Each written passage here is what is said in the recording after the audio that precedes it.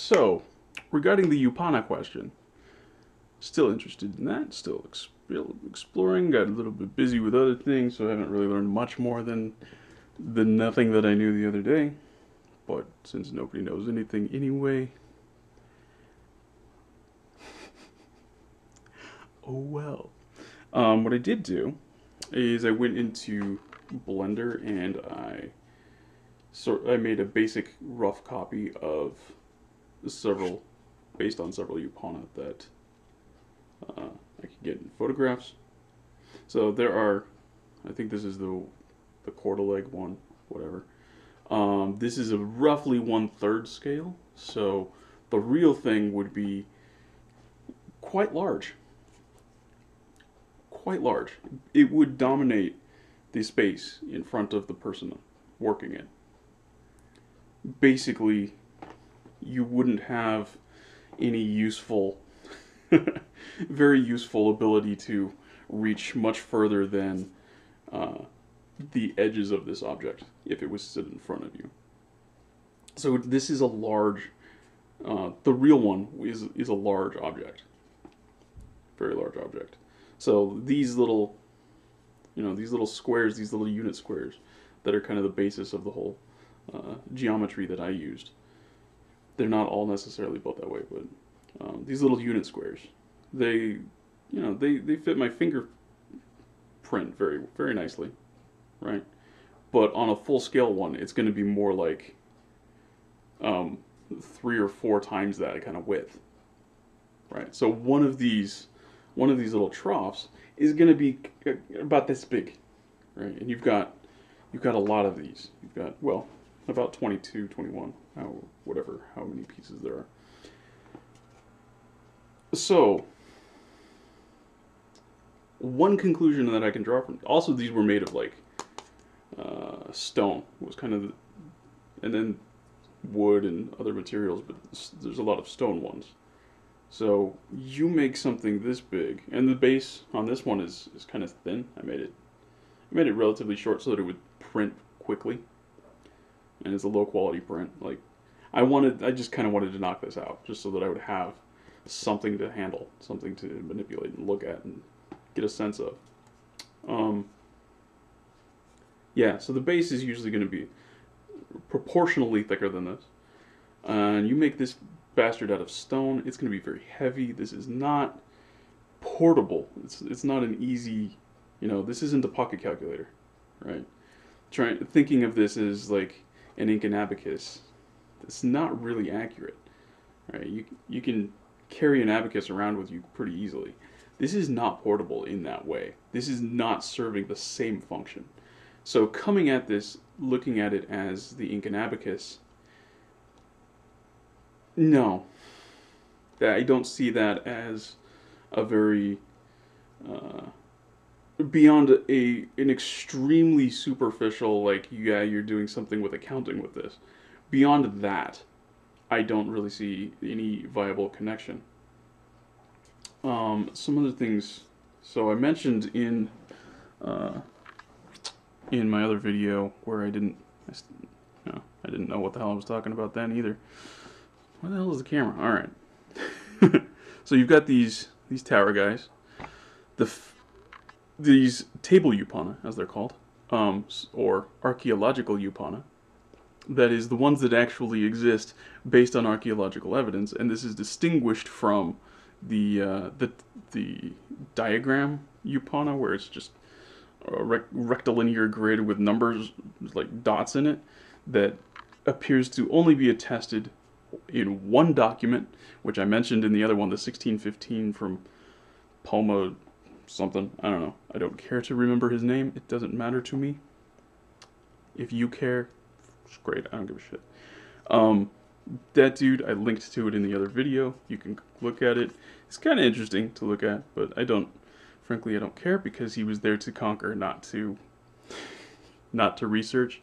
So I'm absolutely going to take anything in there with a grain of salt.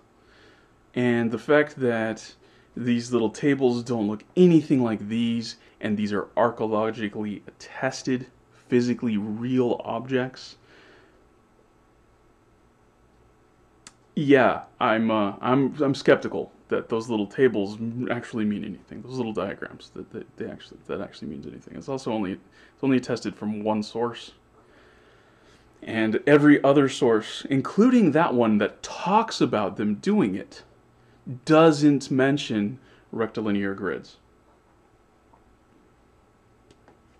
They vaguely mention something using like rocks or corn or things like this, and that is probably still not even for sure on that, but probably these artifacts, which are fucking huge, and there's really not that many spaces here to work, right? There's not that many, this isn't like a large computer memory where you have lots and lots of little stores where you can put things. This isn't like a Chinese abacus, right? Where you get like 13 rows of, so yeah, like a soroban would have maybe 13 or 26 or whatever rows of 4 bead on the bottom, 1 bead up on the top, or if it's Chinese, then 5 on the bottom, 2 on the top. Like, there's a lot of ways, there's a lot of room to input data on that. There is not a lot of room to input data on this. Not in that way, at least. We also have this structure. It's actually basically half of what it looks like it is, because, as you can tell, it is symmetrical, right? It has, you can cut it in a whole bunch of different ways, but, if I cut it from corner to corner, you can see that this half down here is a mirror image of this half up here. So that, and they're all like this. The fact that they're all like this in some way or other, some of them are bilaterally symmetric, so they, like across the middle, they're mirrored. This one is more like corner to corner, kind of a rotational symmetry, right? So I take this and I rotate it 180 degrees. It looks exactly the same, right? Yeah, there's other ones that have bilateral symmetry, but there's a symmetry nonetheless. And one consistent feature that I mentioned in the other one is, so we've got all these little unit. God, I need to like invert the camera because I can't see what I'm doing. I can't tell what I'm doing. Trying to treat it like a mirror when it's not set up like a mirror. All right, so all of these little unit cells here, right? There's consistently 7 of them per side. Every one I've seen has 7 of them per side. That doesn't mean that all of them had 7 per side. That's just the ones that I've seen so far, and I know jack shit about this at this point. But I have seen photographs of about 10 or so physical artifacts, and they all of those ones that I've seen photographs of have it. I've seen descriptions of ones that appear not to, based on the description, but I cannot find any like photographic evidence of those. I can't find any like drawings of them from a primary source. So at this point in time, I'm just kind of gonna ignore those because I can't find so far. And like I said, I've not done substantial research on this yet, but it is certainly more difficult to find those ones. So the ones that are easy to find, the ones that I have found so far, they always have 7 of these little unit square guys. And the way that they come off of the tower, there's always a pair that comes off of the tower. And after that pair, the way that they come off can vary. As long as it's a trail, right? As long as it makes an unbroken trail, that appears to be the only rule. Right, so those ones that have, that one that has bilateral symmetry, it's basically like up at the top, like at one end you have this, and then you have the other 5, god damn it, I cannot figure out this camera. The other 5 come off of it this way.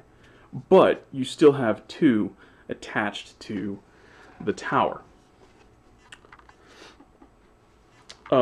Internal to the tower, that geometry varies from Yupana to Yupana. They're not even, from what I've seen, they're not even always the same between the two towers on a single Yupana. I have seen one where like this platform, it didn't have another raised platform. This was missing, but this big guy was quartered on one side, and on the other side was cut in half, and then the other one of the halves was cut in half. So it had three pieces. Two of them were the size of a quarter, the same size as these guys, but one of them was a half, like this size here. So can't even say that it matters that they're the same per Yupana. And they certainly vary across Yupana. So the internal geometry of the tower cannot matter to the basic functionality of this device. It can't. It's not possible because it varies. The things that are invariant are the things that we should be looking at to figure out how this works, right? Things that are invariant are the fact that we have two of these units attached to the towers, right? So on this guy, we've got these two are attached to it, but then if we look over here, there's only one attached to it. For this guy, we have these two are attached to it, and then up here, there's only one. Where is it? There's only one attached to it. So around the tower, there is a difference. There is a handedness, right? There's a side that is apparently in some way favored.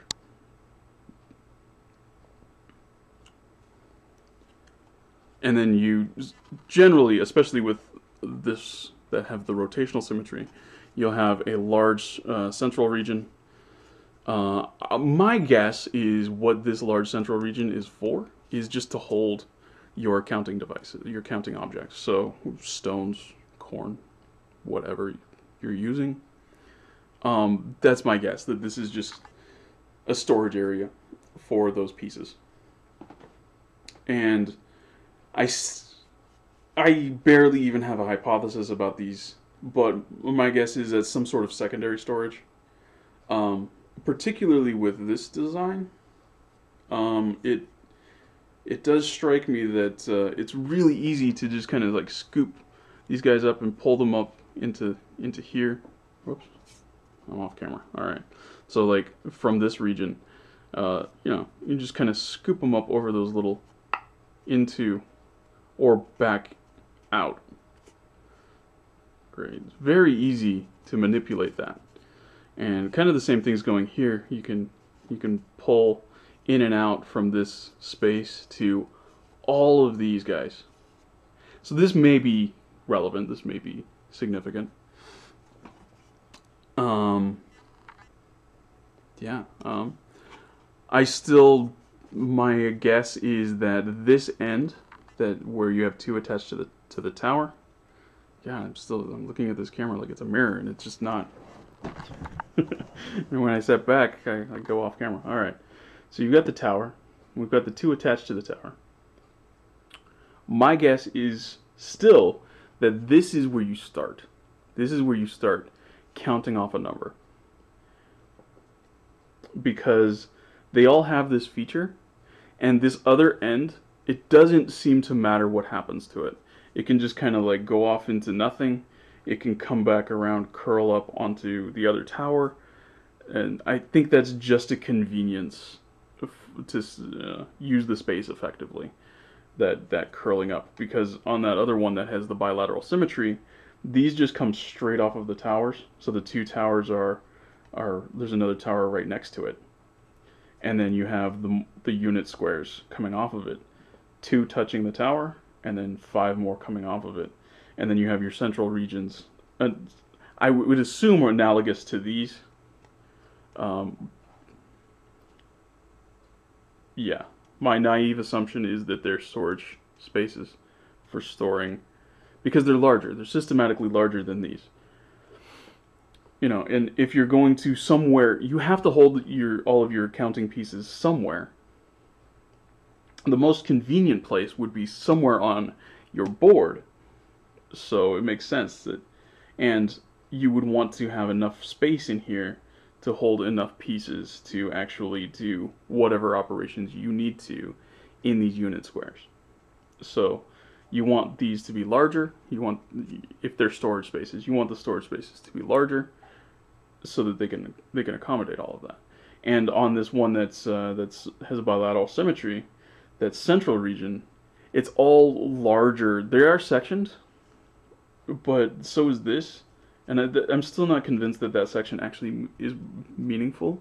It might be, but it's not 100% consistent between the Yupana that I found photographs of. It is normally there, this sectioning, but this sectioning does not have a clear analog to the one with the bilateral symmetry.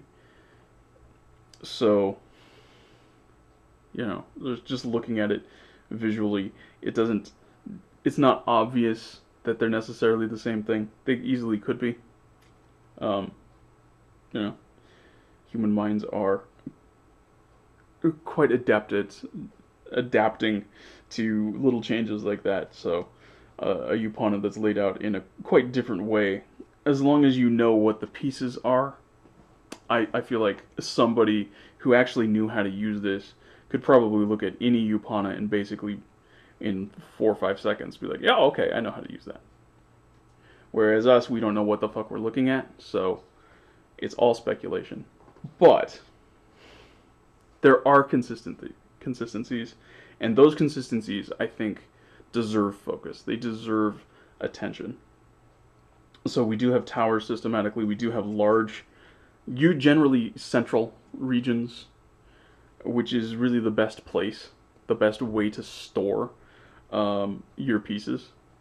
Even if this is like Inca chess, like if we're completely wrong about this, and this isn't even about math, even if this is a frickin' board game, right? That's still a really good guess. Like, yeah, you keep your pieces here, and then you play the board game out here.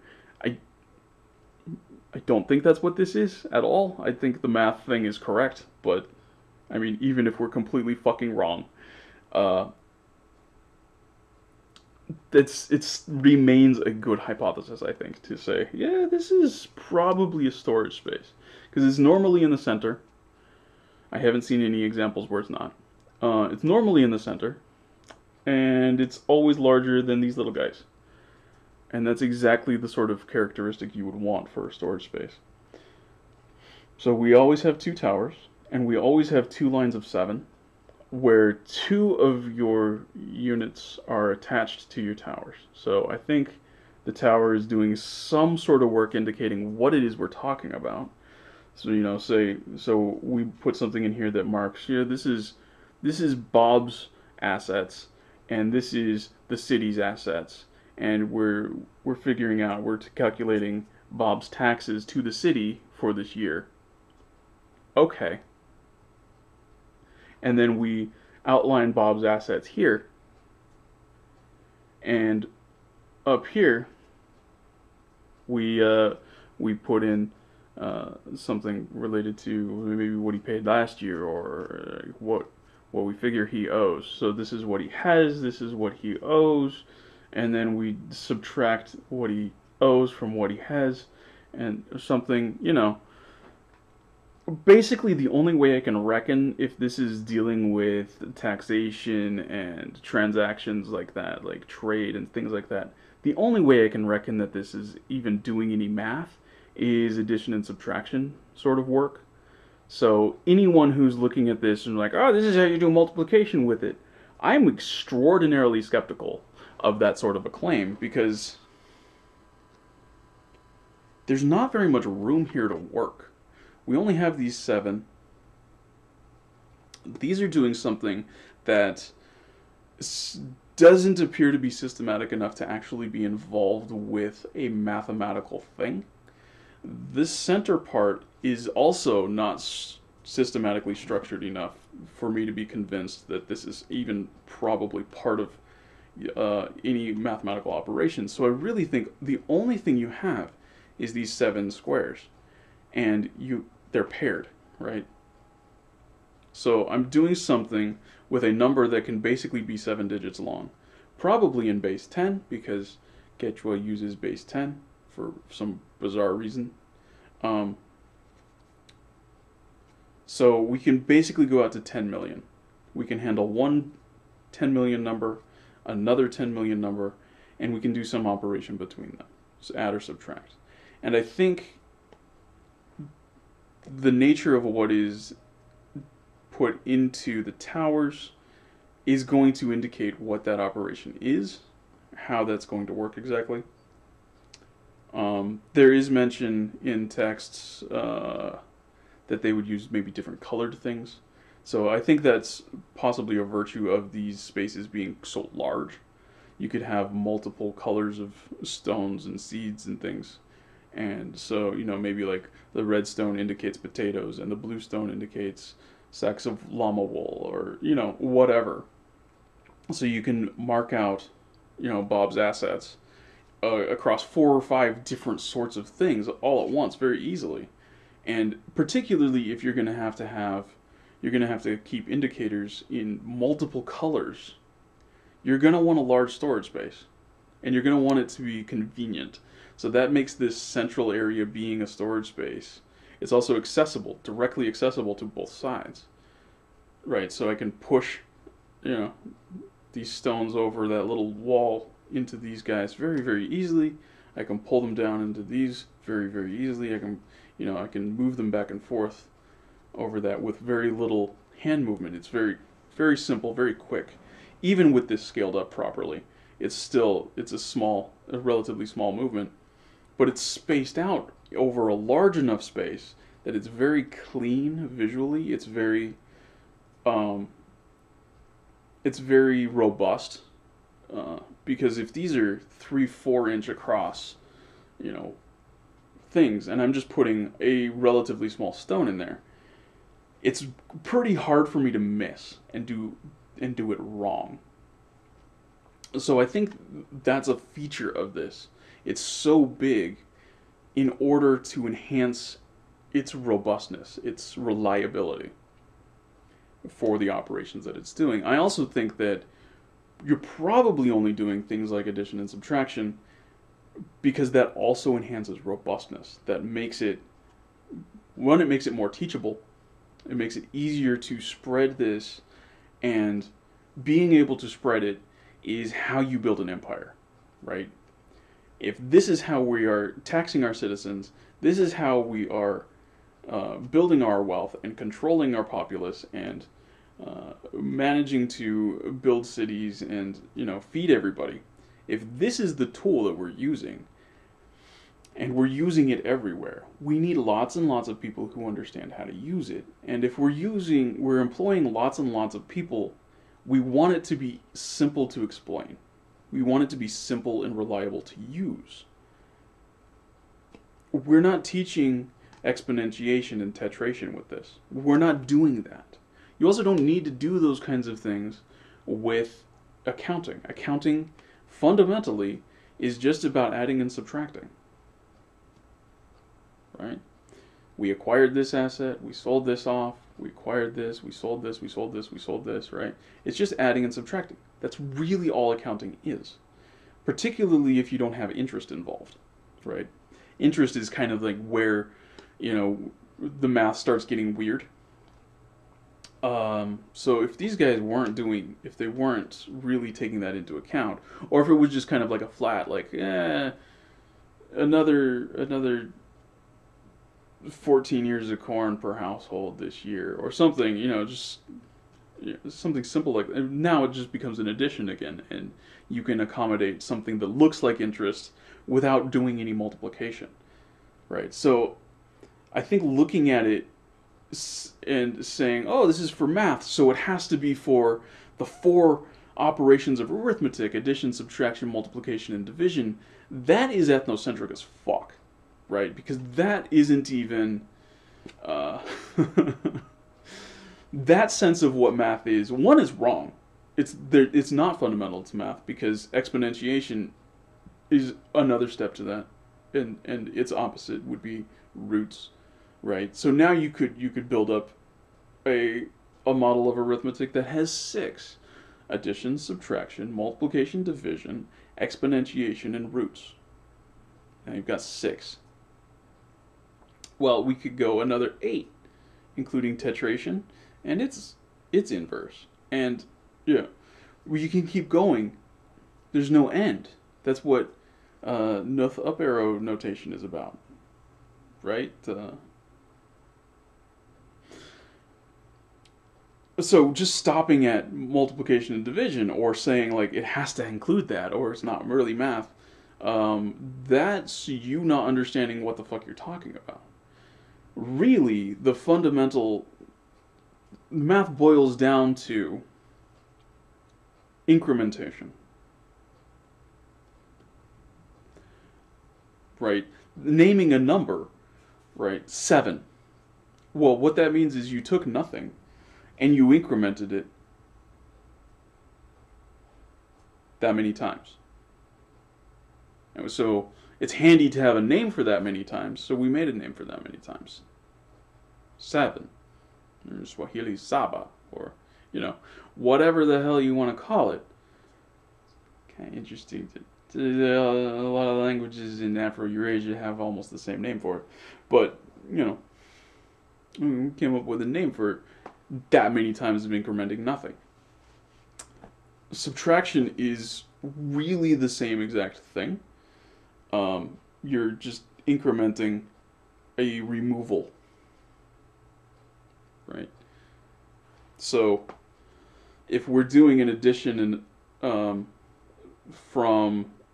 Bob to the city, right? So Bob is paying taxes to the city, say.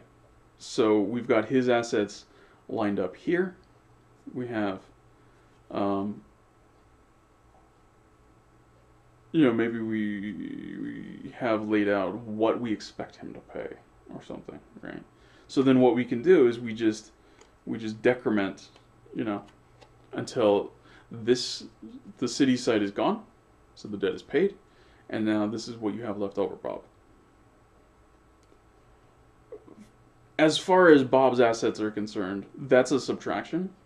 But really, as far as what you're doing, the process, it's an addition. You're incrementing the number of pieces in the central region. Right? You're pulling them off out of both into the central region. So you're adding to the center and you're subtracting.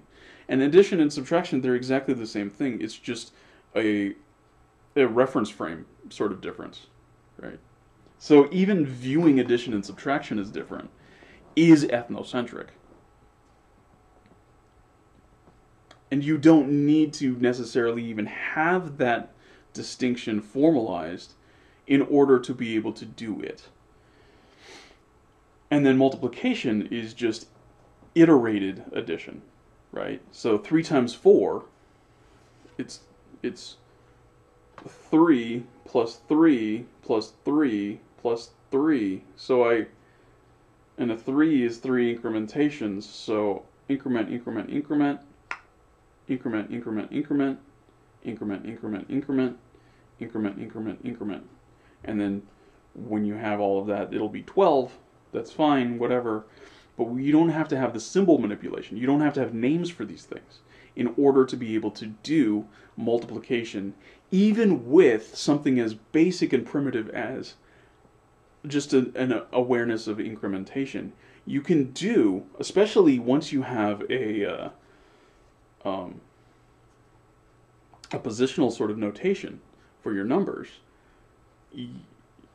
you can do incrementation. You can employ incrementation to do any mathematical operation pretty quickly without actually having any sort of formal awareness of, like, yeah, multiplication is actually different than adding, and division is actually different than exponentiation, and right, you don't necessarily have to have these things named out. You don't have to have distinct processes for executing those.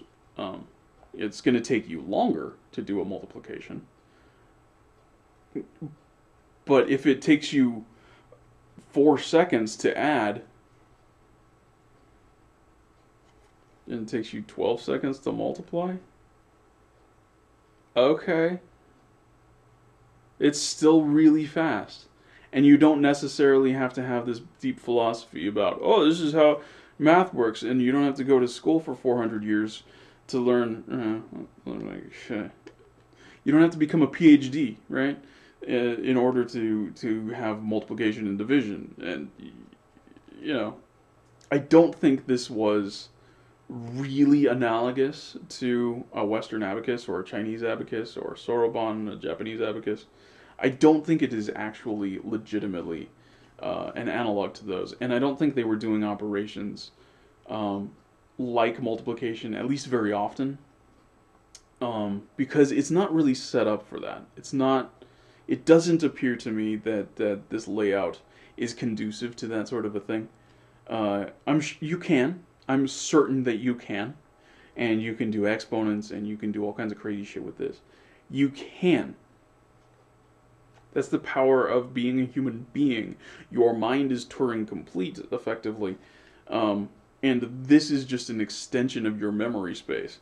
So, like, anything that you can do in your head, any math that you can do mentally, this is just going to, or anything, any ability to mark off stuff in space, a sheet of paper with a pencil, whatever, is going to enhance your ability and allow you to do even more math, right? That is not about this. That is just a fact about human beings, right? Because you are a linear bounded automata with pretty decent power, pretty decent computational power. So, yeah, the fact that you can do crazy shit with this doesn't mean that that's actually what it was for. Right? So somebody going around, especially using a rectangular grid, that is not a rectangular grid. That is not a rectangular grid. Right? There's biases here. There's a certain kind of symmetry. This is not a rectangular grid where you can just do whatever the fuck you want. This is designed a certain way for a reason. And consistently, we have multiple instances of these objects that share a lot of really strange features that if you're trying to do the math on the rectangular grid and you're optimizing it for that, you're completely missing the point. What you're doing has no bearing on this. It can't. You are necessarily wrong. You don't know what you're doing. And nobody should be listening to you. Because, I mean, look at that. Look at that. It is not a rectangular grid. The towers vary from individual to individual. There's these big regions in the center. Really, your only working space are these strips of 7. And there's 2 of them. And probably one holds one number, one holds the other number, and then you do your operation between them.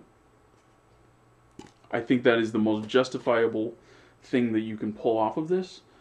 And the fact that Quechua uses base 10 and everybody was saying that they were using base 10, all of the recorded documents are like, yeah, it goes up to like 100,000 or something. Well, 100,000, see, so that would be 1,000. That would be 100,000 right there. Oh my God. There's a million. So we can go just shy of 10 million if we're using base 10.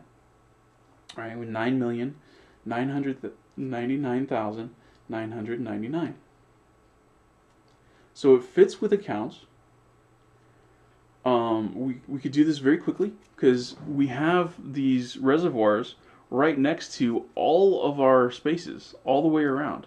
These reservoirs that we can dump into and pull from very, very quickly, all the way around.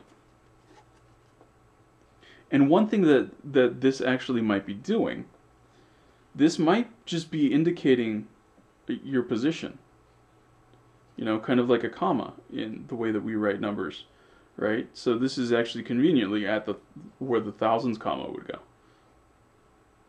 Like, that might be all that this bar is for. This whole region in here with these larger spaces might just be for containing, extra pieces. And this bar is really just here to indicate your position in the number so that you can really quickly be like, oh, okay, yeah, this is where I'm at. I'm at the hundreds place. I'm at the thousands place, depending on which side of the bar I'm on. That might be all this is. It might not be. It could be for something completely different. And it doesn't seem to apply consistently across Yupana. So I wouldn't be so bold as to say that's probably what this is. But the individual using this Yupana, I'll bet you, was using it in that way, at least facultatively, even if that wasn't necessarily a design feature. But looking at them in ways like this, I think, is much more constructive than sitting around looking at European mathematical tradition and trying to map it onto this, because that's not going to work. These guys are from halfway around the world. Their traditions are extremely different. We know that their approach to lots of things, their philosophical approach to all sorts of things, were different. Why are they subject to your version of math? Fuck you. You're a dick if that's what you think. Anyway.